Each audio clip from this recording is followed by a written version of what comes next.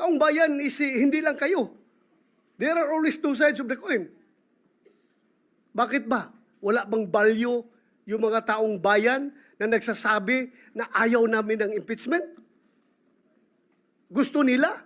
Ang ibabalyo ng Senado ay yung mga tao lang na nagsasabi na forthwith kuno yung impeachment na yan. Ano, kalimutan na natin yung ibang tao na majority na nagsasabi na ayaw namin ng impeachment dahil panggugulo lang yan sa ating bansa. Lalo tayo nagiging divided. Ipaintindi po natin sa lahat na due process. Kailangan dumaan po tayo sa due process. Hindi po tayo pwedeng palundag-lundag. What is the pleasure of the Honorable De La Rosa, sir? Thank you, Mr. President.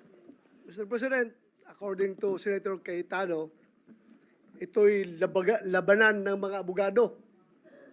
Hindi po ako abogado, Mr. President, but I just would like to manifest my observation na to be fair to the Senate President, pag sinabi natin na you have an intention to delay the impeachment proceedings, I would like to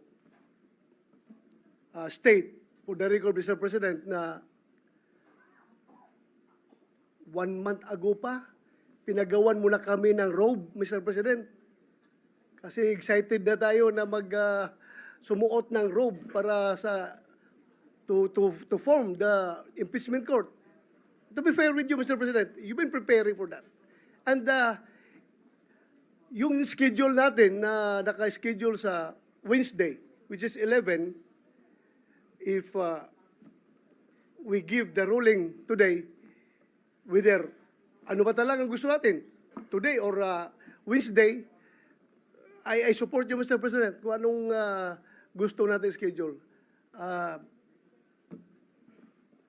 Sana mapag-usapan natin ngayon. Hindi ako abogado, pero ako ay isang Pilipino na gusto sana na hindi na tayo magkakagulo sa Pilipinas. Hindi tayo magkawatak-watak. At yung mga nagyayabang dyan, na sabi nila, gusto daw ng taong bayan, na ito ay talagang magkakaroon na kagad ng impeachment, taong bayan, ginagamit. I don't know kung sino taong bayan yung sasabi nila.